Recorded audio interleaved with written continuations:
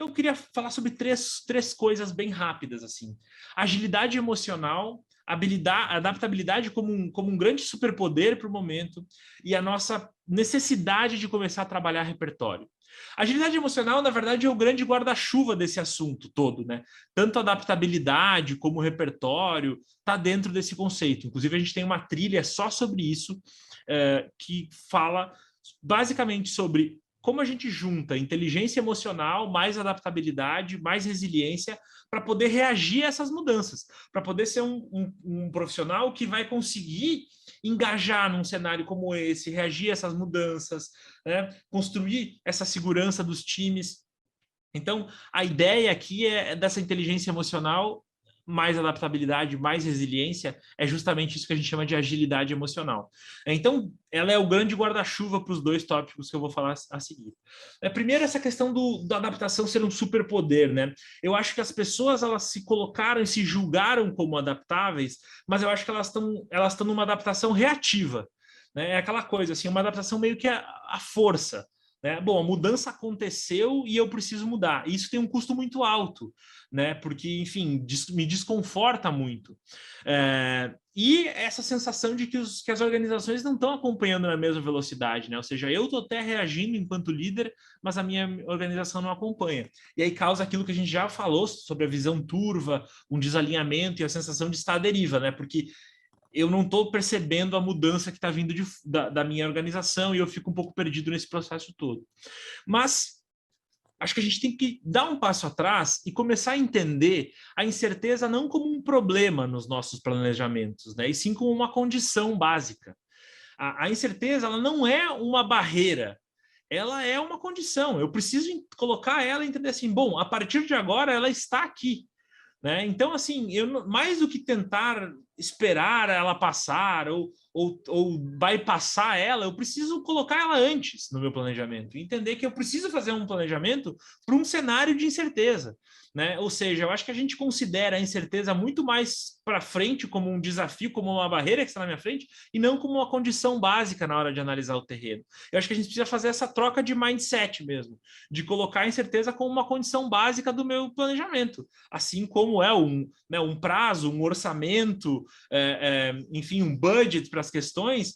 Eu tenho que entender que, cara, a incerteza está aqui e eu preciso, a partir daí, construir um planejamento que abrace esses variados graus de incerteza, né? Porque eu acho que a gente entende muito a mudança como um evento e não como um processo, né? Mas a mudança nunca é um evento, ela é sempre um processo, ou seja, as coisas nunca mudam de um dia para o outro. Só que a gente percebe assim, né? A gente pensa, não, a gente adora colocar marcos, né, na mudança, mas de fato é que as coisas vêm mudando há muito tempo. E se eu deixo para reagir àquele evento final, né, isso vai ter um custo muito grande. Então, a mudança também, quando ela é de solavanco, ela tem um desgaste muito grande. Então, eu preciso entender, assim como a mudança que vem de fora, ela é um processo, eu também preciso estar disponível para fazer uma série de pequenas mudanças, que no fim vai acarretar numa grande mudança, né? Mas que eu não vou estar talvez percebendo dessa maneira. Então, acho que esse é um ponto muito importante da adaptabilidade. Eu acho que a gente tem que começar a questionar uma série de pequenas coisas. Porque se a gente tiver que questionar uma coisa muito grande, isso é um processo muito mais doloroso. Então, a mudança, a gente não pode vê-la como um evento, mas sim como um processo. E assim, acho que um dos pontos centrais para isso é normalizar um pouco essa mudança. Né? Começar a falar um pouco mais sobre ela nos nossos times. Por exemplo, um exercício que a gente acaba fazendo aqui, né, nas nossas sessões, quando a gente fala sobre isso, pergunta simples, cara, quais foram as principais mudanças dos últimos 12 meses? Como a gente reagiu a elas? Né? O que elas impactaram de bom e de ruim? Para a gente desmistificar um pouco isso. Porque muitas pessoas têm realmente uma dificuldade de se adaptar simplesmente porque não aceitam essa mudança. Então, a gente falar sobre ela, normalizar ela, entender que a gente já viveu muitas mudanças e está tudo bem, sobrevivemos, é uma forma de deixar ela um pouco mais à tona nos nossos times. Entender as barreiras de quem não quer mudar, né? Por que essas pessoas estão sendo resistentes a essa mudança? Muitas vezes é por motivos simples de resolver, mas a gente acaba querendo confrontar mais do que tentar entender do outro lado, né? O porquê não dessa mudança. E eu acho que uma outra um elemento fundamental para normalizar essa mudança é sempre a transparência. É a gente começar a deixar mais claro para os nossos times o que a gente sabe, o que a gente não sabe, onde está a incerteza, onde estão as certezas. Né? Eu acho que essa transparência é fundamental para normalizar essa mudança, para deixar claro que estamos vivendo esse processo e não guardar escondido, deixar ele, né, para que aí acontece a mudança de uma hora para outra, entre aspas, e as pessoas se surpreendem. Então, acho que normalizar a mudança é fundamental. E essa transparência, ela pode parecer muito simples, mas ela não é. Né? Por que ela não é? Porque num ambiente previsível e estável, a convicção e a experiência são elementos muito valiosos. A convicção e a experiência são muito valiosos. Mas num ambiente de constante transformação, como a gente está vivendo, essa convicção e essa experiência, elas podem, inclusive, nos atrapalhar. Porque nos levam às mesmas respostas para problemas novos, né? E a gente precisa questionar um pouco isso. Ou seja, a gente muitas vezes lidera cheio de convicções, né, de falsas convicções, num mundo cheio de dúvidas. Então a gente precisa questionar um pouco essa convicção e estar mais disponível para as dúvidas, para as hipóteses, para os testes. Né? Só que isso não é tão fácil. Olha só, quanto mais alto é o QI da pessoa, mais difícil é ela mudar de opinião. O Adam Grant, num livro chamado Think Again, que eu recomendo a todo mundo, que saiu no ano passado, sobre o repensar, traz um pouco sobre isso. Ou seja, as pessoas que normalmente coordenam as nossas organizações, que estão no topo das pirâmides, né, organizacionais, têm dificuldade de mudar de opinião. Ou seja, e mudar de opinião é fundamental num mundo em constante transformação. Então a gente está vivendo um paradoxo aqui, que a gente precisa que essas pessoas e que todas as lideranças comecem a se questionar um pouco mais de que se os caminhos que estão sendo tomados são de fato os melhores, né? Porque a gente está entrando nesse ciclo de excesso de confiança. Ou seja, eu tenho uma convicção e o que eu faço? Eu busco no mundo aquilo que confirma para mim que eu estou certo, eu sinto uma validação e orgulho por estar certo, fico mais convicto, né? Ou seja, isso acaba me cegando por uma série de oportunidades que são fundamentais nesse momento. Então é isso, a gente lidera cheio de convicção, entre aspas, né, num mundo cheio de dúvidas. Então, essa ideia da liderança ter todas as respostas, a verdade absoluta, isso sempre foi assim, a gente precisa começar a mudar isso, porque senão a gente não vai ser um time ou um líder adaptável. Se a gente tiver todas as respostas sempre, a gente não está sendo adaptável. Né? Se a gente tiver uma verdade absoluta, ou disso sempre foi assim, até onde a gente está se adaptando de fato? Né? Ou só da boca para fora. E aí, para terminar a minha lógica aqui, eu queria trazer o seguinte, que eu acho que a única maneira da gente de fato ser adaptável é a gente começar a trabalhar repertório. Primeiro, entender que a mudança faz parte e que eu preciso me questionar, né? Uma atividade prévia. Mas depois eu preciso ter repertório, eu preciso ter recurso, eu preciso que a minha caixa de ferramentas seja mais rica do que ela realmente é hoje, né? E isso aqui é o que a gente chama de martelo de Maslow. Um cara chamado Abraham Maslow, né, o mesmo cara da pirâmide de necessidades, proferiu essa frase: para quem só tem um martelo, tudo é prego.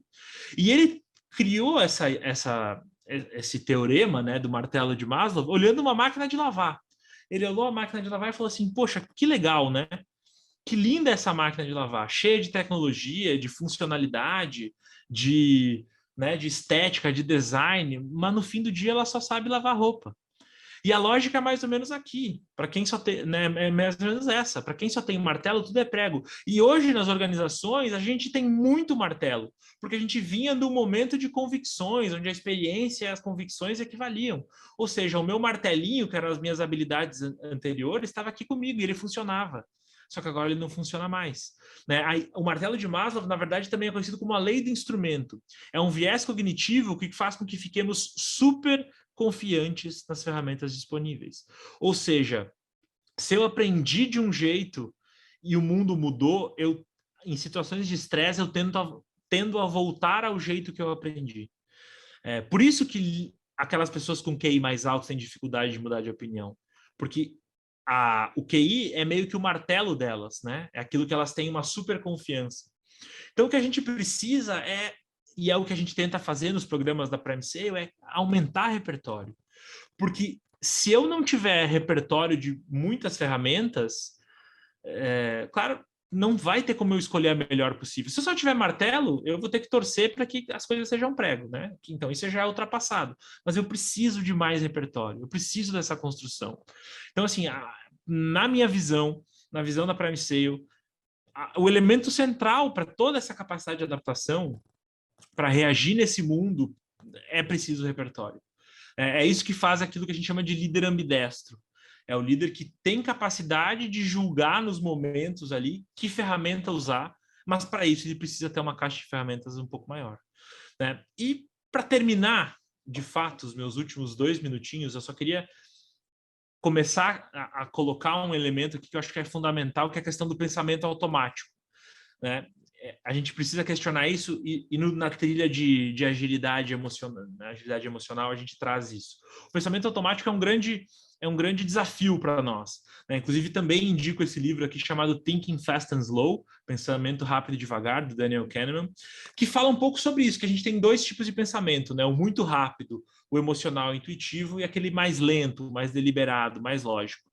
E esse muito rápido, emocional, intuitivo, é ótimo para decisões do dia a dia rápidas. Né? Onde é que a gente vai almoçar hoje? Será que eu consigo atravessar essa rua? Será que dá para passar na lavanderia antes de ir para o trabalho? Essas decisões é muito tranquilo. Esse pensamento automático funciona, né? Porque ele está baseado nos nossos instintos, nas nossas experiências, no nosso repertório. Então, assim, cara, pensa nele como um atalho, né? Ou seja, é um atalho que o cérebro cria para tu poder tomar decisões mais rápidas. Show! Só que os filmes de terror já nos ensinam isso, né? Que nem todo atalho nos leva a lugares incríveis. E o pensamento automático também não serve para todas as decisões, porque junto com o instinto, com as experiências, com o repertório, vem as presunções, os vieses, né, as falácias, um monte de questões que estão deturpadas, são deturpadas pela gente, que acabam afetando a forma com que a gente toma decisões. É óbvio que decisão de passar na lavanderia antes de ir para o escritório não tem um impacto tão grande. Então, se você errar a mão ali, o máximo que vai acontecer é você estar atrasado. Mas para outras decisões que afetam o nosso dia a dia, dos nossos times, das nossas empresas, a gente não pode se valer só disso.